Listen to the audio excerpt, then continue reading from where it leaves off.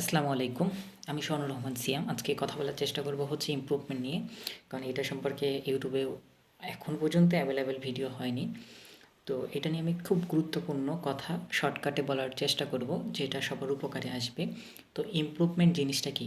Improvement জিনিসটা হচ্ছে তোমার যারা পরীক্ষাতে সকল সাবজেক্টে পাশ করছে, পাশ করার পরে তারা হচ্ছে কি চাচ্ছে? তারা চাচ্ছে যে পয়েন্টটা আসছে এই পয়েন্টটাকে বাড়াতে।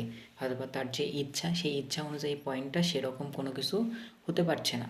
তো সেক্ষেত্রে সে চাচ্ছে যে সেখানে পয়েন্টটা বাড়ানোর। তো যারা পয়েন্ট বাড়াতে চায় তারা ম্যাক্সিমামই হচ্ছে 5 টার্গেট করে। তো আমরা যারা ইমপ্রুভমেন্ট দিব তাদেরকেও হচ্ছে 5 টার্গেট করতে হবে এবং 5 টার্গেট ধরে আগাতে হবে এবং সর্বোচ্চ চেষ্টা করতে হবে। যারা ইমপ্রুভমেন্ট দিবে তাদেরকে 3টা কথা মনে রাখতে হবে সবসময়, যে আমাকে মানুষের কথা শুনতে হবে এবং মানে কথা হজম করতে হবে এবং ধৈর্য ধারণ করতে হবে, পরিশ্রম করতে হবে এবং নিজেকে প্রমাণ করতে হবে। এই জিনিসগুলো হচ্ছে আর কি মনে রাখতে হবে। এটা গেল হচ্ছে একটু মোটিভেশন টাইপের কথা। এখন বোঝা যাক যে ইমপ্রুভমেন্ট জিনিসটা কী। তো ইমপ্রুভমেন্টের ক্ষেত্রে প্রথমে যদি আমি কলেজ নিয়ে কথা বলার চেষ্টা করি, কলেজ পরিবর্তন করা সচরাচর যায় না। তো যে কলেজ থেকে তুমি পরীক্ষা দিয়েছো একবার, সেই কলেজ থেকে পরীক্ষা দিতে হবে এবং কলেজকে জানায় রাখতে হবে যে তুমি ইমপ্রুভমেন্ট দিবা। তো তুমি তোমার ফলাফল নিয়ে সন্তুষ্ট না, তুমি ইমপ্রুভমেন্ট দিবা। সেই হিসাবে কলেজ তোমাকে বাকি কী করতে হবে না করতে হবে বলে দিবে। তো সচরাচর টেস্ট পরীক্ষা দিতে হয় না, সরকার থেকেও দেওয়ার কোনো নির্দেশনা নাই। সেক্ষেত্রে শুধু ফর্ম ফিল আপ করতে হয়। তো ফর্ম ফিল আপ করলে হয়ে যাবে, আর কিছু করতে হবে না। আর প্র্যাকটিক্যাল অবশ্যই করতে হবে, যেহেতু তুমি মনে করো যে হচ্ছে আবার পরীক্ষা দিচ্ছ, তো তোমাকে তো প্র্যাকটিক্যাল করতে হবে। সম্পূর্ণ নতুনভাবে তুমি এইচএসসি দিচ্ছ, তাই না? প্র্যাকটিক্যাল তো করতে হবে। তো প্র্যাকটিক্যাল কী কী করতে হবে সেটা স্কুলের টিচাররা বলে দিবে, যেটা সেটাই করতে হবে। কিন্তু মনে রাখতে হবে এখানে তোমাদের পরীক্ষাটা হচ্ছে শর্ট সিলেবাসে হবে। কী সিলেবাসে? শর্ট সিলেবাসে হবে। বোর্ড কিন্তু নির্দিষ্ট করে নোটিশ দিয়ে বলছে যে যারা ইমপ্রুভমেন্ট দেবে তারা হচ্ছে শর্ট সিলেবাসে দেবে।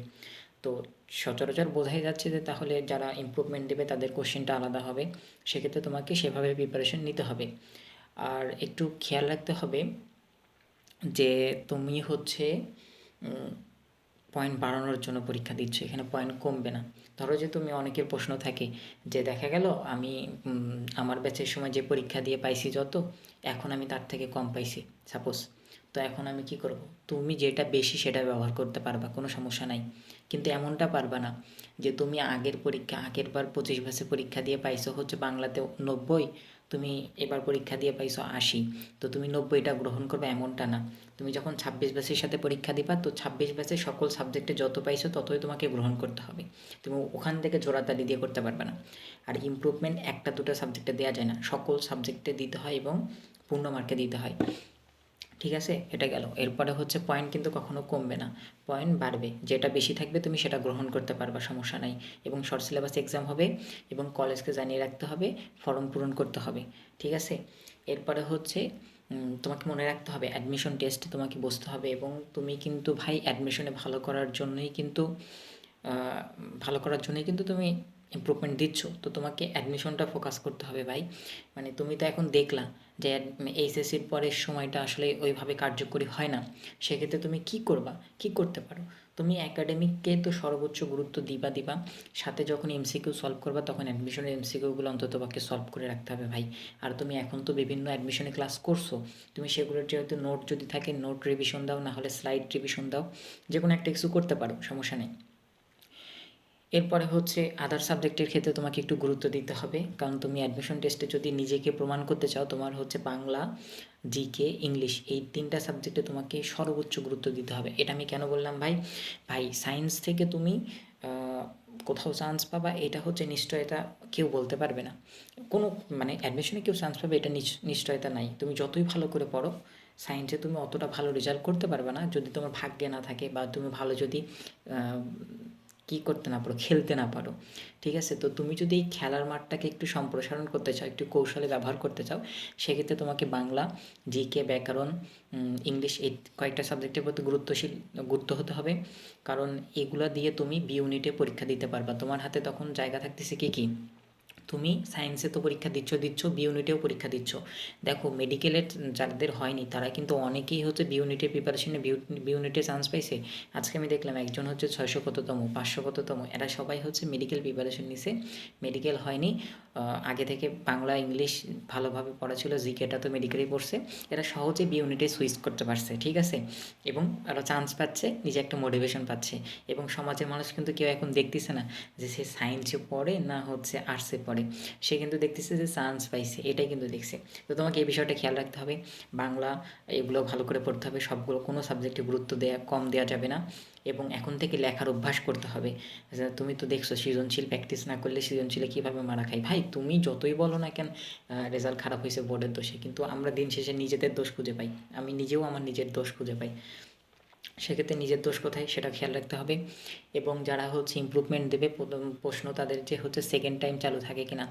ভাই কিছু কিছু বিশ্ববিদ্যালয় হচ্ছে সেকেন্ড টাইম চালু থাকে না যারা ইমপ্রুভমেন্ট দেয়, কারণ তারা উল্লেখ করে দেয় যে এসএসসি পরীক্ষা দেওয়ার 3 বছরের মধ্যে এইচএসসি দিতে হবে, মানে তুমি ইমপ্রুভমেন্ট দেওয়ার পরে যে অ্যাডমিশনটা টেস্টটা দিবে এই পর্যন্তই শেষ। কিন্তু যেগুলো উল্লেখ করে দেয় না সেগুলোতে তুমি দিতে পারবে সেকেন্ড টাইম, সমস্যা নাই। কিন্তু মেডিকেলের ক্ষেত্রে তুমি একবারই দিতে পারবে, কারণ মেডিকেলের যতদূর সম্ভব আমি নোটিশ দেখছিলাম যে তারা 3 বছরের মধ্যে এইচএসসি কমপ্লিট করতে বলে। সেক্ষেত্রে তুমি মেডিকেলে দিতে পারছো, তোমার কোনো মার্ক কাটা যাবে না, সমস্যা নাই। আর ঢাবিতে দিতে পারবা কি না, ঢাবির ক্ষেত্রে হচ্ছে তুমি যদি এবার পরীক্ষা দিয়ে থাকো তাহলে তুমি দিতে পারবা না, কারণ তুমি হচ্ছে একবার তো দিছো, ঢাবিতে একবারই ফর্ম উঠানো যায়। কিন্তু কিছু কিছু ক্ষেত্রে আমার একটু সন্দেহান আছে, যখন আমি এই সন্দেহটা দূর করতে পারবো তখন তোমাদের জানাবো। সেটা হচ্ছে যে আমি তো সায়েন্স ইউনিটে পরীক্ষা দিছি ঢাবিতে, আমি কি চাইলে সামনেবার এইচএসসি দেওয়ার পর বি ইউনিটে পরীক্ষা দিতে পারবো? এটা আমারও জানার বিষয়, আমি জেনে বুঝে তোমাকে বলবো নি, সমস্যা নেই। আর ইঞ্জিনিয়ারিংয়ে যদি তুমি এবার অ্যাটেন্ড করে না থাকো, যেহেতু তোমার পয়েন্ট কম আসলে তুমি তো অ্যাটেন্ড করোনি আমার জানা মতে, তো সেক্ষেত্রে তুমি ইঞ্জিনিয়ারিং সকল ইউনিভার্সিটিতে অ্যাপ্লাই করতে পারবা, সেটা বুয়েট হোক, সেটা রুয়েট হোক, চুয়েট হোক, কুয়েট হোক, সব জায়গাতেই পারবা, সমস্যা নাই, ঠিক আছে। এটাই আর কি। তাহলে আমি কী বললাম, কলেজের কথা বলছি, পয়েন্ট কখনোই কমবে না, চাইলে বাড়বে। এবং যদি কখনো কমেও তুমি বেশিটা গ্রহণ করতে পারবা। শর্ট সিলেবাসে আমাদের পরীক্ষাটা হবে, অ্যাডমিশন টেস্ট ক্ষেত্রে একটু ভালোভাবে এখন থেকে কোশ্চেনগুলো একটু সলভ করার চেষ্টা করো। প্রথমে ধারাবাহিকতা এরকম হবে, বেসিকটা ক্লিয়ার করো, তারপরে এইচএসসির প্রশ্ন সলভ করো, তারপরে অ্যাডমিশনের কোশ্চেন ব্যাংক জাস্ট দেখো। এরপরে হচ্ছে আদার সাবজেক্টের প্রতি গুরুত্ব দিতে হবে, যদি তুমি বি ইউনিটেও সুইচ করতে চাও, কারণ তোমার চান্স পাওয়া মুখ্য কথা ভাই, চান্স পাওয়া মুখ্য কথা, ঠিক আছে। সেকেন্ড টাইম চালু থাকে না, বেশিরভাগ ক্ষেত্রেই থাকে না। এরপরে হচ্ছে মেডিকেল দিতে পারবা, সমস্যা নাই। ডিউর ক্ষেত্রে তুমি যদি এবার ঢাবি দিয়ে না থাকো তাহলে সামনেবার দিতে পারবা। এবং ইঞ্জিনিয়ারিংয়ে তুমি যদি এবার কোথাও অ্যাটেন্ড না করে থাকো, ইমপ্রুভমেন্টে সব জায়গাতে তুমি অ্যাটেন্ড করতে পারবে, কোনো সমস্যা নাই, ঠিক আছে। এটা ছিল হচ্ছে ইমপ্রুভমেন্ট নিয়ে কথা। এবং আমরা আমাদের গ্রুপগুলোতে ইমপ্রুভমেন্ট নিয়ে অনেক কাজ করব বা পড়াশোনা হবে। তো তোমরা যারা যারা আমাদের সাথে যুক্ত হতে চাও, আমাদের হোয়াটসঅ্যাপে নক দিলে যুক্ত হতে পারবে।